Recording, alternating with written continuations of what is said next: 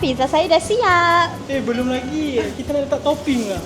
Topping. Okey, ada apa dekat sini? So kat sini kita ada paste tomato, beef pepperoni, cendawan dengan cheese. So ini kita nak buat beef pepperoni. Favorite saya. Bestnya boleh buat sendiri. Jadi kepada korang yang nak rasai sendiri pengalaman buat pizza, lagi-lagi untuk anak-anak kecil, anak-anak murid ke, janganlah lupa ambil package Pizza Splash. Boleh terus klik link dekat bio. Sesuai ni untuk anak-anak murid, anak-anak kecil ni buat.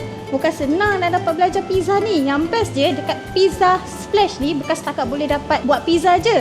Dekat package Pizza Splash ni, anak-anak murid pun boleh mandi mini water park, dapat sekali lawatan ladang. Jadi kepada ibu bapa dan juga cikgu-cikgu yang nak dapatkan info lanjut package Pizza Splash, boleh klik link dekat bio. Okey, berapa scoop ni?